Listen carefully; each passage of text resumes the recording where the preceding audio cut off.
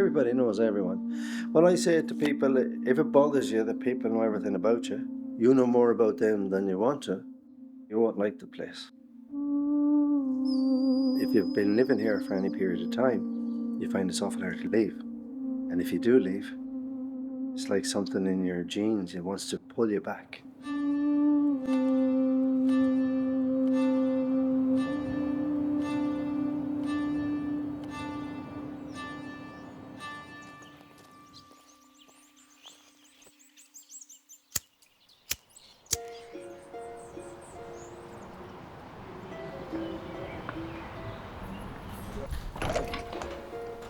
I had the idea to take a solo trip a few months back. After living in the UK for almost 6 months, grasping for a way to stay, I'd finally come to a dead end. Demoralized out of my mind with the slog of submitting job application after application with no response, I thought, you know what? I'm going to run away. Temporarily speaking. I think a reset might be good for me while I reassess my sense of direction in life. What I'm doing, where I'm going. As with most of my ideas, this one came from a movie I saw called. Instantly I was intrigued by the desolate landscape, the drastic cliff edges. I wanted to sit there, feet swinging over the Atlantic Ocean, and for the wind to scream at me. A cold 30 miles out of Galway docks sits a small cluster of islands, the largest of which is called Inishmore. Home to about 800 permanent residents, it is a last standing frontier to a fading way of life. Romanticized by outsiders as an idyllic, almost fairy tale-like place. To those that live here, well, I want to know what it's like to live in a place this far out, this isolated. Speaking of isolation, I've noticed that when I travel alone is when I seem to have the most interesting conversations with strangers. It's not long after leaving the docks that I run into a troop of lighthouse keepers, traveling to the island together to visit one of their old keeps. When we worked on the lighthouses, we worked a month shift, 28 days on, 28 days off, and there was usually 3 lighthouse keepers on the lighthouse together. We worked 4-hour shifts, so when you were on shift, you made sure the navigational light was going, any other navigational aids, radio beacons, fog signals, you made sure they ran smoothly. Being on your own at night and being able to read a book and no kids crying or and listening to sounds, listening to the clock on the wall ticking, listening to birds, listening to the winds. You have to be kind of cut out for it mentally, but it's a lovely, quiet job, yeah.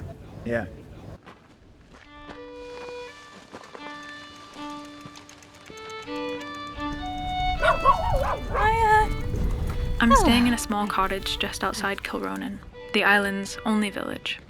Over the next 3 days, I will be alone, for the most part, which is fine by me.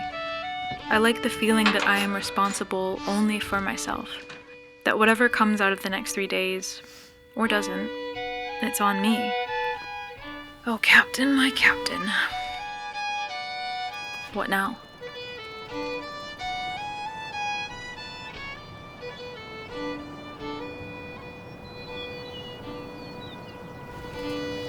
One of the things I've been hoping to reclaim on this trip is my sense of childlike curiosity. In the past year especially, I feel like that's something I've lost touch with a little bit. Between leaving a good but going nowhere job and struggling to figure out what comes next, the uncertainty of this phase of my life has made it hard to own up to the fact that I don't know what I'm doing. All I know is that I want to tell stories, and that I'm committed to finding ones that feed my curiosity.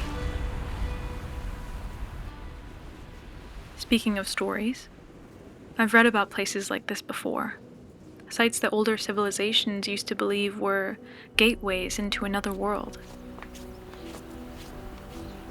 So, I am on my way to the wormhole, which is a natural rectangular pool formation that has channels that lead to the ocean, and people dive there sometimes. I overheard today, though, that the thing that you have to be aware of, that I wouldn't have if I decided to jump, was you have to jump far out as you can. When you do, because there's a rock like right by the edge, and if you don't jump far enough, break your legs. So that's fun. Early islanders used to believe that the wormhole was home to a legendary monster, a sea serpent, feared for claiming the lives of those who ventured too close to the water. Looking at it from above, you would have no idea of the chaos happening below. Powerful underwater currents from the ocean make the water dangerous and unpredictable, feeding into the lore that says, not everything is as it seems on the surface. I think this speaks to our human tendency to mythicize the forces we don't understand, to create stories that help us control the uncontrollable. But who are we kidding? We can't.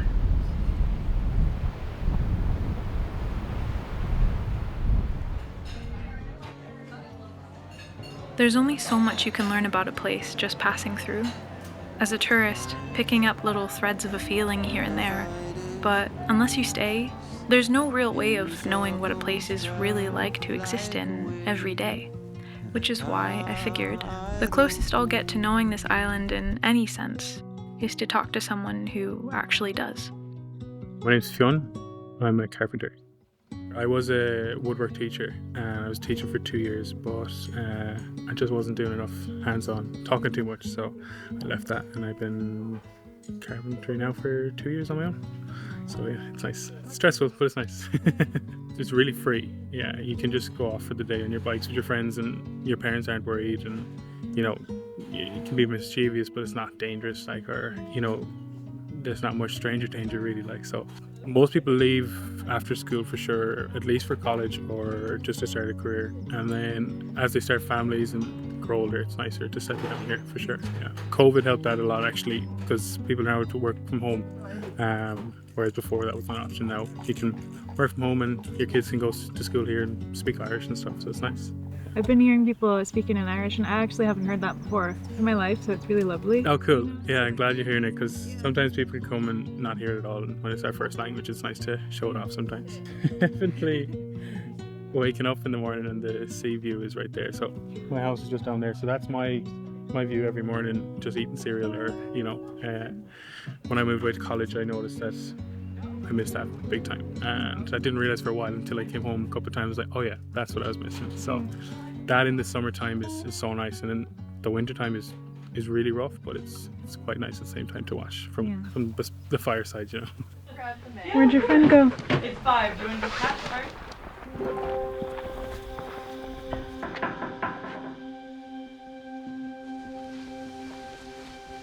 One thing I'm finding very strange about this place is the complete tonal shift of being surrounded by life in 1 minute and the next by crumbling ruins, hundreds if not over 1,000 years old in some cases. As far as pilgrimages go, the 7 churches used to be up there next to Rome and Jerusalem. Christians from all over the world would come just to step foot on this sacred ground, to sleep on the headstones of saints, in the hopes that their sicknesses would be healed, and that they might find some answers to their prayers. Of course, since the beginning of this trip, I've had my sight set on one place in particular. I'm not sure what I'm hoping to find here, only that I've been hanging a lot of hope on the idea that if there is a sign for me waiting on this island, something to point me towards my next steps in life, this is where I'd find it. A prehistoric fort named for the Irish god of love, youth, and dreams.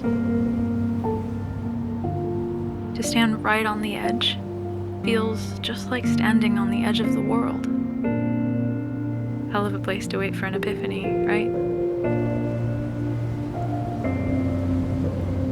With the Atlantic roaring 300 feet below me, and my home sitting 3,000 miles over the horizon, it's hard not to feel overwhelmingly small in the grand scheme of things. And when you feel this way, it becomes easy to forget. What was I running from in the first place?